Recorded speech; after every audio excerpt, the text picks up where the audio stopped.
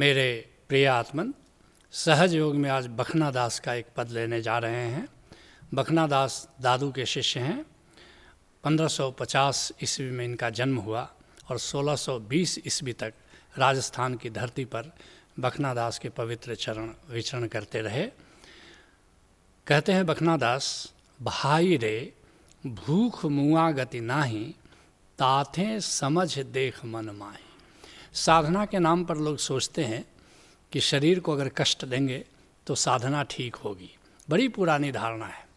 खूब तपस्या करोगे, शरीर को खूब सताओगे, कम खाना खाओगे कि उपवास करोगे कि रात जागोगे, शरीर को जितना कष्ट दो तुम समझते हो कि शायद साधना उतनी ही ठीक चलेगी। लेकिन जिन्होंने परम सत्य को जाना, जिन्होंने गोविंद को जाना, जिन्होंने परम सत्य को पाया, जिन्होंने परम ज्ञान को पाया, वे सब एक मत हैं।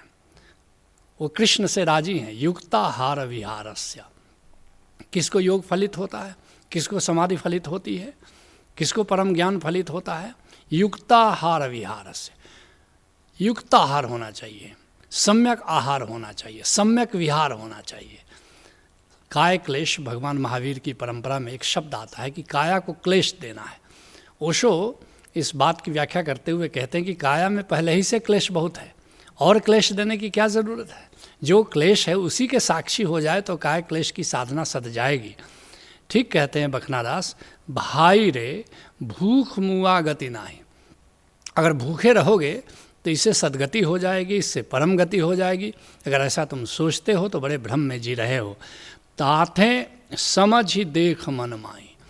इसको बार बार चिंतन करना, मनन करना, और तब तुम उसी निष्कर्ष पर पहुँचोगे जिस पर बखना दास पहुँचे कि दूसरे संत पहुँचे कि काया को क्लेश देने से परम ज्ञान फलित नहीं होता।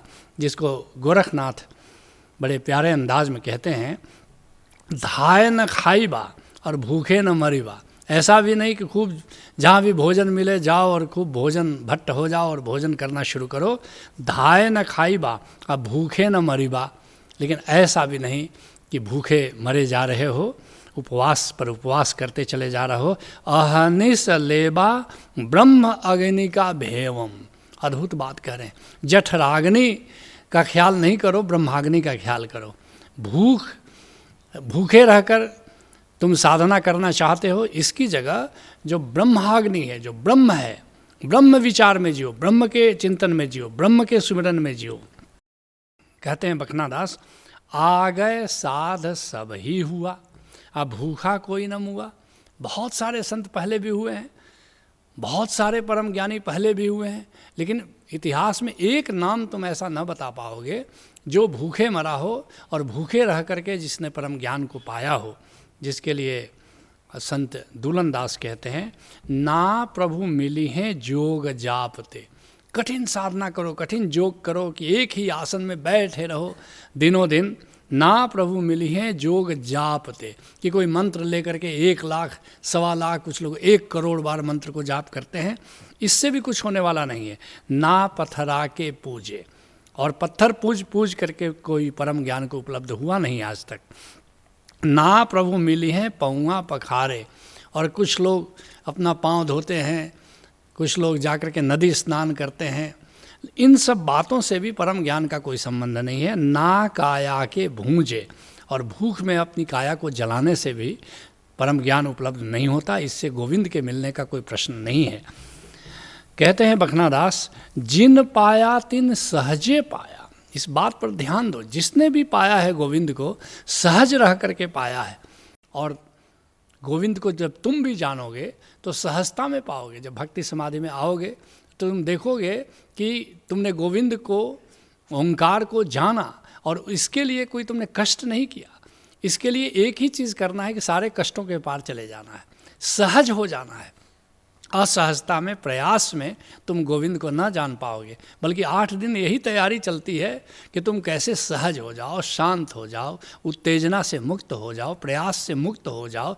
तुमको सहज करने में 8 दिन लगता है, ताकि उस सहजता में उस परम ओंकार को जान सको।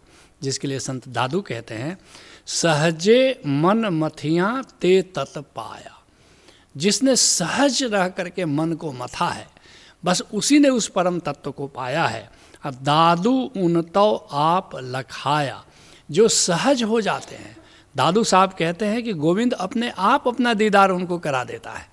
तुम्हें अपनी ओर से आधा काम करना है कि सहज हो जाना है। इसलिए बाउल कहते हैं कि दो ही कदम पर परमात्मा है। पहला, तुम असहज में जीतो इसलिए सहज मानुष हो जाओ, और दूसरा कदम, आधार मानुष गोविंद तुम्हें आकर अपने आप मिल जाता है।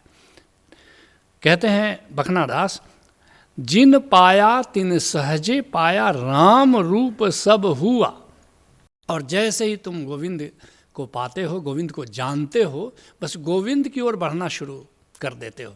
जैसे कोई नदी सागर की ओर बढ़ना शुरू कर देती है और सागर में मिलकर सागर हो जाती है, ऐसे ही तुम गोविंद की ओर बढ़ना शुरू करते हो और एक दिन गोविंद में मिलकर गोविंद ही हो जाते हो। जिसके लिए कबीर साहब कहते हैं, हरिजन मिले तो हरि मिले। अगर संत मिल जाए तो समझना कि हरि मिल गया, हरि का जन मिल गया, संत मिल गया तो गोविंद का मिलना दूर नहीं है।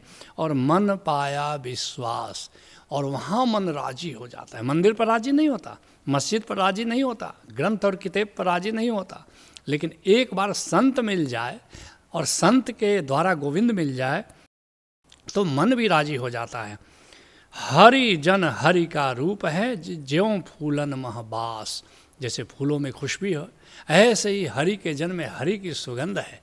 हरि के जन के द्वारा ही तुम किसी दिन हरि को पा सकोगे। कहते हैं बखनादास, देव देहुरा सब ही माया। तुम देवालय में जाते हो कि देवस्थान में जाते हो, ये देवता की धारणा, ये देवस्थान की धारणा, ये सब माया का हिस्सा है, ब्रह्म का हिस्सा नहीं है। जिसके लिए जगजीवन साहब कहते हैं, मन मह जाई फकीरी करना। अगर फकीरी करना है तो भीतर जाना है, फकीरी करना है तो देवालय जाने की ज़रूरत नहीं है, किसी देवस्थान पर जाने की कोई ज़रूरत नहीं है। मनमह जाई फकीरी करना, जल पखान की करे आस नहीं। कि जा रहे हो तुम, गंगा में जा रहे हो, कि पानी से स्नान कर रहे हो, कि तीर्थों में जा रहे हो, कि पत्थरों को पूज रहे हो, आहे सकल भरमना, यह सब तुम्हें भटकाव में ही ले जाता है। असली अगर गोविंद को जानना है तो तीर्थों में जाने की ज़रूरत नहीं है, भीतर जाने की ज़रूरत है। जगजीवन दास निहार निरख के, गहिरहु गुरु की शरणा। गुरु की शरण जाना है, तीर्थों में नहीं जाना है। गुरु क्या करेगा? तुम्हारे भीतर स्थित गोविंद का दर्शन करा देगा, और फिर गोविंद का दर्शन करते हुए, गोविंद के ओंकार की झनकार सुनते हुए जिंदगी को जीना है। कहते हैं बखनादास, याह में राम न पाया, ये जो देव देहुरा सब ही माया, याह में राम न पाया। कभी किसी ने भी देवस्थान में या मंदिर में या देवालय में या मस्जिद में या गिरजा में आज तक किसी ने गोविंद को पाया नहीं है। तुम कैसे पाओगे? इसलिए संत नामदेव कहते हैं, देवली देव न होई। देवालय में देवता, वो परम देवता गोविंद नहीं होता। बड़ी क्रांतिकारी घोषणा है। सब लोग देवालय जा रहे हैं, और संत नामदेव ने भी पहले, राम को जानने के पहले, गुरु से, विशोबा खेचर से मिलने के पहले खूब बिठुला की खूब पूजा की और मंदिर में ही पड़े रहते थे। लेकिन वे घोषणा कर रहे हैं, अपना अनुभव बता रहे हैं कि देवल देव न होई।